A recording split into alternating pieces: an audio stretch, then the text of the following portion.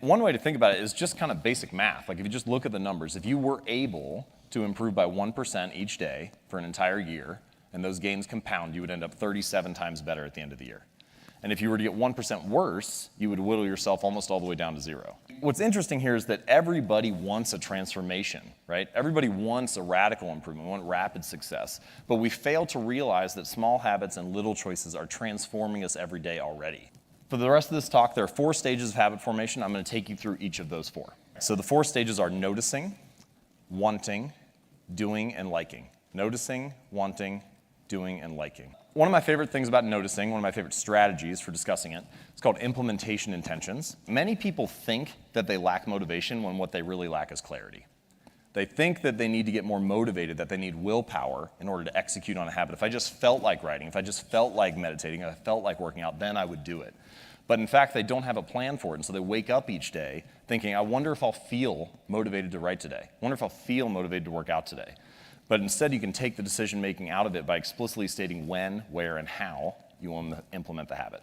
It sounds easy to say, let's just start a plan, let's write down exactly what you should do, and then maybe you'll follow through on it. But of course, we all know that there are challenges that arise. It's not quite that easy. So here's a little strategy that I like to use to make sure you can come up with a better plan of action, and it's called a failure pre-mortem. So the way that it works is you think about the habit, the project, the goal, whatever the most important thing is that you want to work on, and then I want you to imagine, fast forward 6 months from now, and you failed.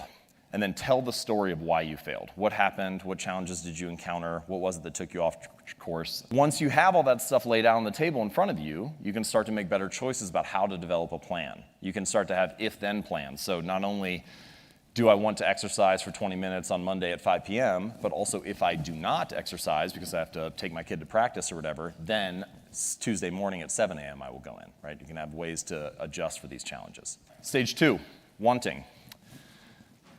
One of the most overlooked drivers of habits and human behavior is our physical environment. And this is an interesting insight about our desires. Your environment often influences them. We want things simply because they are an option, right? Simply because they are in front of us at the time. Thankfully, you don't have to be the victim of your environment. You can also be the architect of it. You can decide to design something to make your good behaviors easier and your bad behaviors harder. So, when it comes to habits, if you want to practice your guitar more frequently, put it right in the middle of your living room so you run across it all the time. If you want to read more, when you make your bed in the morning, take the book you want to read, put it on top of the pillow. When you come back that night, pick it up, read a few pages, go to sleep. Many of our desires are simply shaped because we have an environment that shapes us in that way. So the moral of this story is I've never seen someone stick to positive habits in a consistent fashion in a negative environment. Maybe you can overpower it once or twice. Maybe you can have the willpower to do the right thing on one day. But if you're constantly fighting against those forces, it's going to be very hard to follow through. Stage 3, doing. The important insight here, especially for habits, is that in the beginning, the most important thing is just to shut up and put your reps in. Just make sure that you hone the skill, right?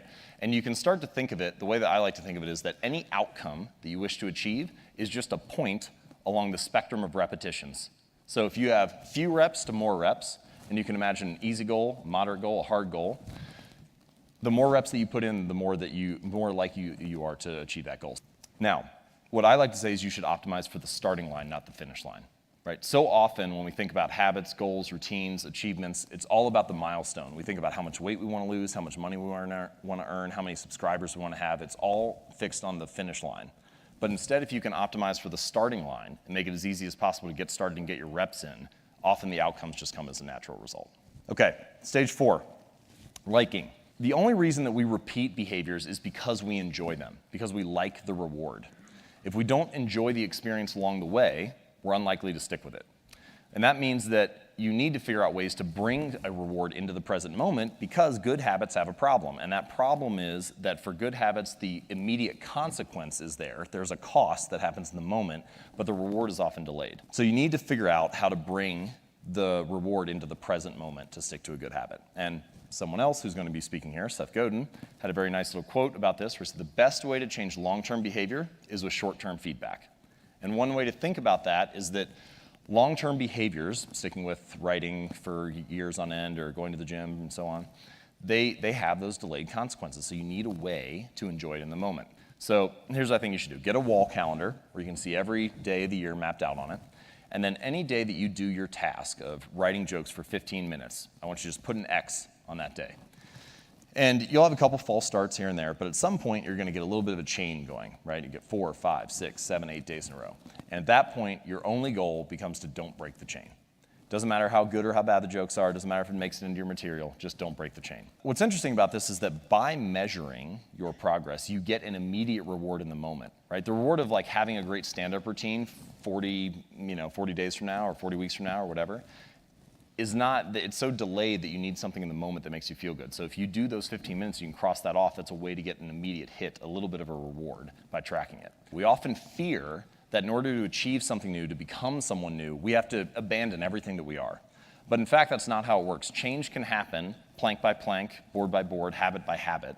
And gradually, you can become someone new. With consistency and repetition, you can actually change not only your results, but actually your identity. Is because the more evidence that we have for a belief, the more likely we are to believe it.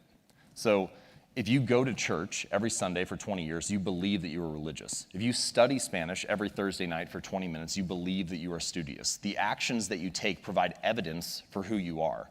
And it's not that habits matter more necessarily on an individual basis. Each moment in life matters, but what ends up happening is that over the broad span of time, things that you do once or twice fade away, and things that you do time after time, day after day, week after week, accumulate the bulk of the evidence for what you believe about yourself. And so every action that you take is actually a vote for the type of person that you want to become. If you want to become someone new, then you can take a new action and begin to accumulate evidence for that identity, for that belief about yourself.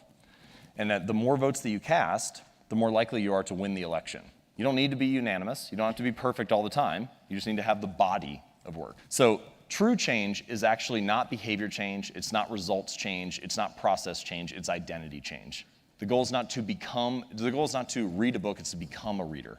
The goal is not to write a book or write an article, it's to become a writer. The goal is not to run a marathon, it's to become a runner, to become a type of person, to develop an identity. And the way to being something or becoming someone is through doing something.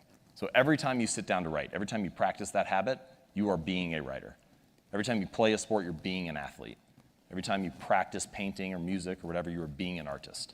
And habits are not only the method through which we achieve external measures of success, like losing weight or earning more money or meditating and reducing stress. They are also the path through which we achieve internal change and actually become someone new.